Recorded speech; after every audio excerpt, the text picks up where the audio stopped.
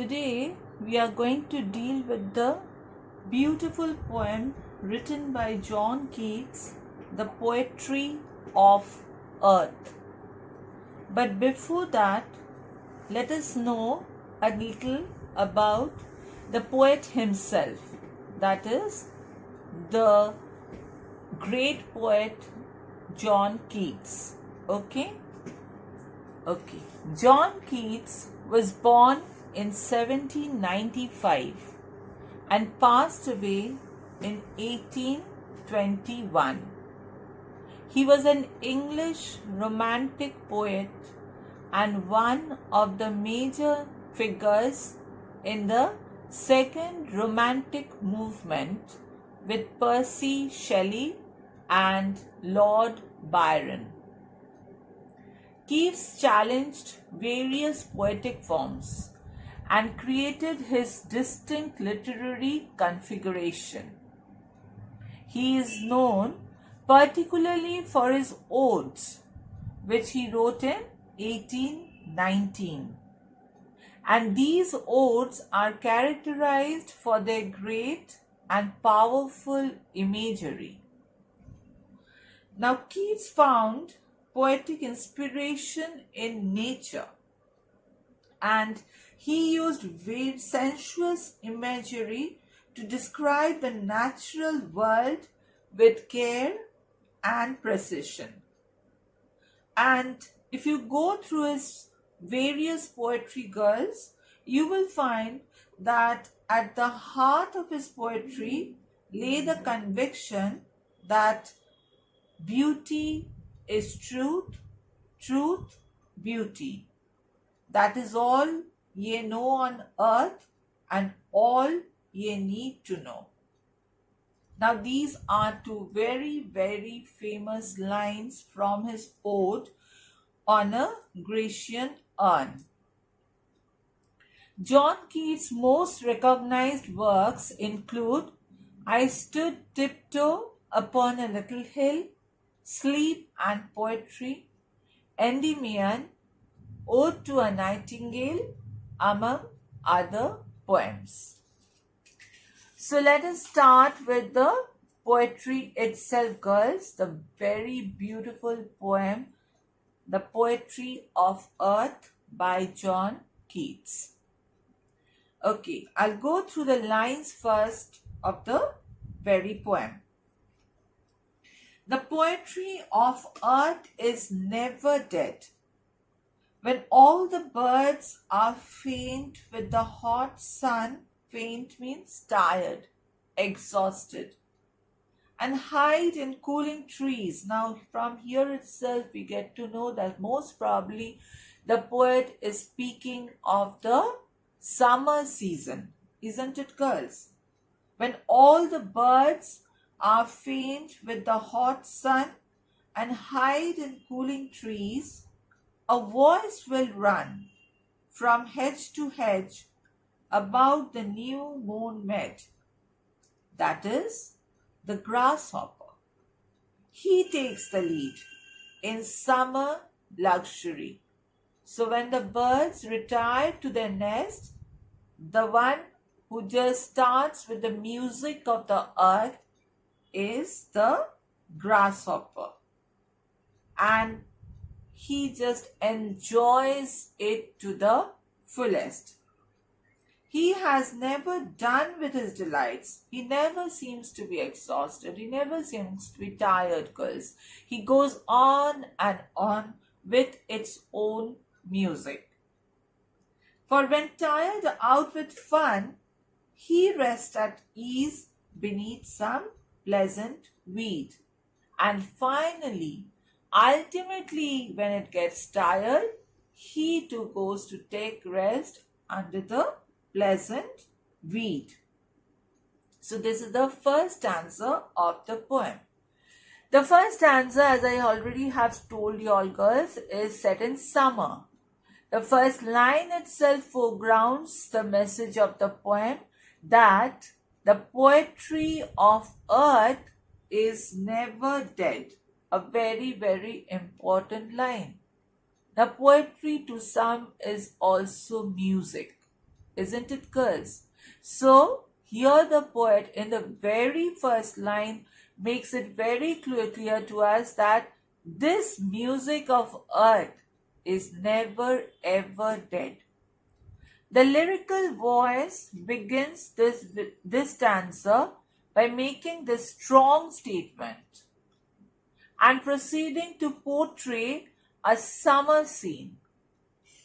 During a hot summer day, all birds are faint with the hot sun. This is very true, as we too get very exhausted and tired during the summer season. Similarly do the birds, girls, of the nature. And what do? They hide from the sun and stop singing in order to take rest. Every person born on this earth, every creature born on this earth is not a machine. So they need rest.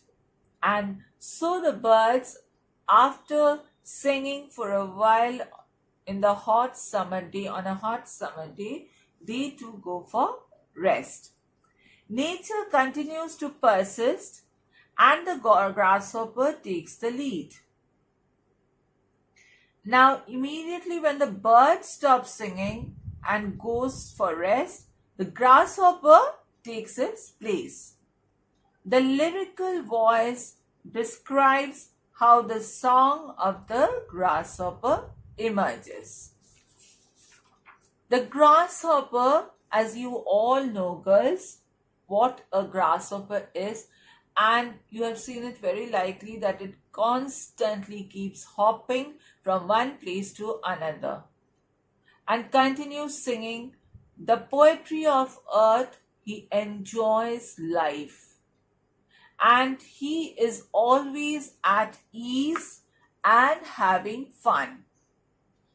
So the movement of the grasshopper itself exhibits a lot of energy, and through the movement of any creature you can understand whether it's tired, whether it's enjoying itself. So the pace at which the grasshopper just hops from one place to another, it seems very likely that it is having fun. When the grasshopper is satisfied, he still lets us know of his presence inside the newly mowed meadows. He takes rest under some pleasant weed. Okay, so I hope the first answer of the poem is very clear to you all now. Let us move on to the second one. The poetry of earth is ceasing never. On a lone winter evening, when the frost has wrought a silence, from the stove there shrills the cricket song, in warmth increasing ever, and seems to one in drowsiness half lost. The grasshoppers among some grassy hills. Okay, so the second stanza is set in winter, completely in contrast to the summer. The message is accentuated as the lyrical voice says that the poetry of earth is ceasing never. So it heightens, the message reaches a climax, it heightens over there. The voice portrays a winter scene on a lone winter evening. Once again, at the end of the stanza, silence is mentioned. But the silence is interrupted by the cricket song. When winter arrives and all creatures shelter from the cold, loneliness, and silence appear to reign there. However, the poet here says, John Keats says, the cricket song emerges and emphasizes the persistent quality of nature. The cricket is forced to seek warm indoors I hope you can all understand what a cricket is. It's not a game, girls. It's an insect. Okay? But his song gets louder as he finds more and more warmth. The listeners of this song mistake the cricket song for the grasshopper's song. You'll find that in that line, that and seems to one in drowsiness half lost, the grasshoppers among some grassy hills. So the cricket song is mistaken as the grasshopper song for someone who is in complete drowsiness or sleepy. Reminds him of the grasshopper's song. Okay, guys? So the final couplet refers to the cycle of seasons. Now this is very important, girls. So here you can understand about the cycle of seasons and how, despite being different, winter and summer are part of the same cycle of seasons. Isn't it, girls? They are completely opposites. They are completely in contrast to each other.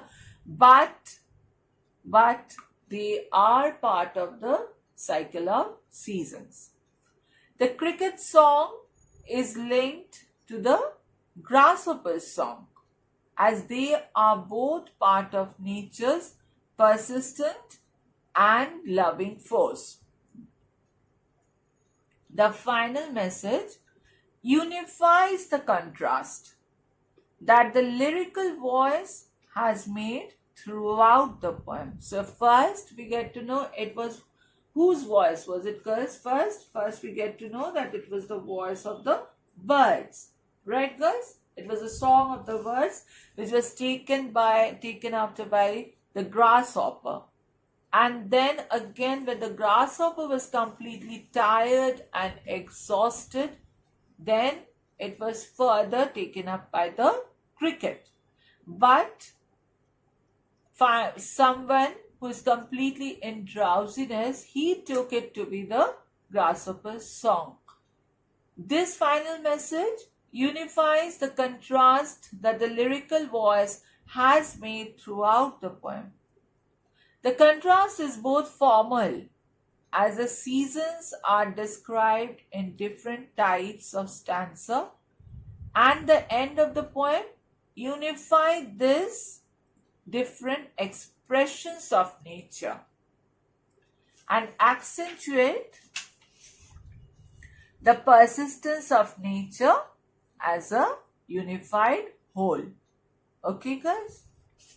Now, this is what the summary of the poem is. It's very simple, that this is the reason why John Keats says that the music of the earth never ever stops.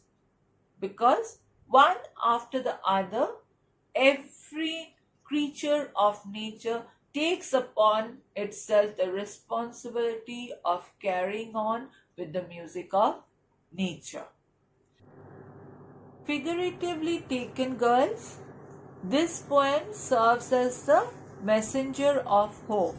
Now, so long it was a very simple poem about the various creatures of nature who really had taken upon the responsibility of keeping the music of nature alive. Isn't it, girls? It was the bird song, it was the grasshopper song, it was the cricket song. And it was there was a very simple message over there, that these creatures of nature never ever let the music of earth die. But if you go deep into it, girls, this poem serves as the messenger of hope. The poetry of earth is at once an emblem of beauty and endurance. Endurance, tolerance.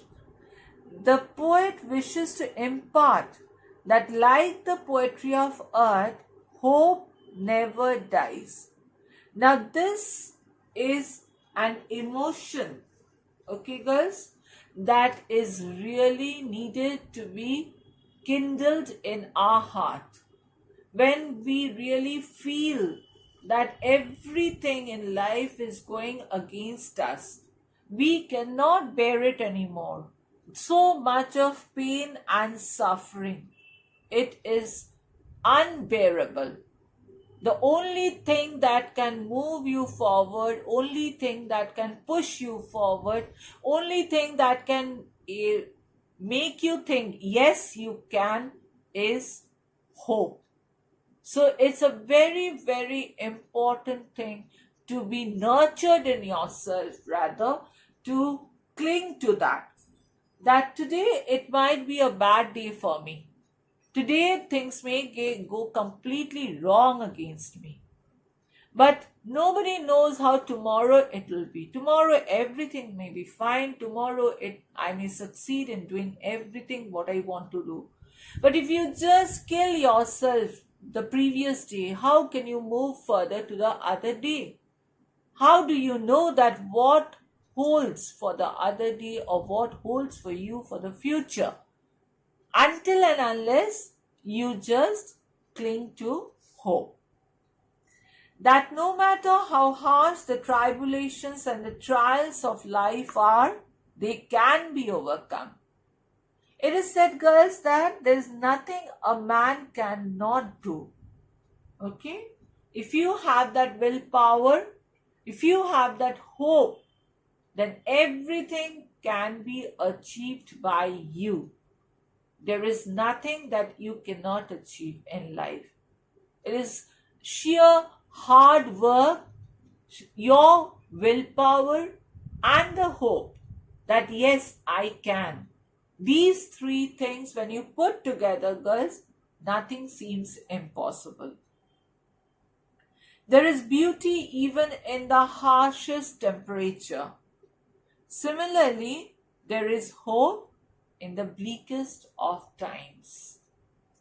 Now, the sonnet is inherently a romantic poem. It has all the sensibilities of the much talked about age. The creative energies in the poem are spread like dense foliage. Each line reverberates with the sound of nature that bursts forth in Keats' poem. This poem, above all, is a repository of the calls of nature, the voice of the grasshopper, of the cricket, and of the song of the birds. Now, the poem also encompasses two extremes of nature, isn't it? The two extremes are the two extreme climates, extreme hot and the extreme cold through summer and winter. So summer and winter are expressed as two unbearable entities, each an imposing, strong figure that has to be fought with. Now, Keats also mirrors in his innermost thoughts when he expresses the immortality of poetry. The last two lines of the poem remind us of something. That to be something, girls, listen to this very carefully. To be something is to be a compliment as much as to be that something. Now, the complementary existence ensures the existence of the soul phenomena much easily, much effortlessly. The poem is something you can call blissfully pleasant and delightfully crafted, isn't it? Because slowly, through the objects of nature and very simple message, John Keats dives deep into the poem that hope is all that you can have and should have to progress in life, to keep you alive. Let us come to the poetic devices now, guys. The poetry of earth is an instance of imagery. The earth is made up of various sounds, the call of the birds and the buzz of insects. These sounds are the voice of the earth. Their lyrical voice is represented as the music of earth, or you might say as the poetry of earth. Another one is that the frost has wrought a silence. Now this is an instance of personification. Frost is personified as a person who brings silence in the wake. Here Frost becomes a creator of silence who makes all sounds disappear where he appears. Okay. The last one will come to the rhyme scheme of the poem. Now this is a Petrarchan sonnet. The poem is made up of an octave and a sestet. The octave is made up of 2 quatrains, each following the ABBA rhyme scheme. And the sestet is made up of the rhyme scheme CDDC. So, as a whole, the poem Poetry of the Earth, you have come to deal with it, taking the whole summary, then the personifications in the poem, the imageries in the poem, and lastly we have ended with the rhyme scheme of the poem. Hope that this note will be more than sufficient for you to understand the poem nicely. Go through the lines, girls. Read the first octave, then go for the meaning of it, then the sestet, and then go for the meaning of it, right? So the pattern of reading the poem will also help you to understand it more clearly. Till now, thank you and goodbye.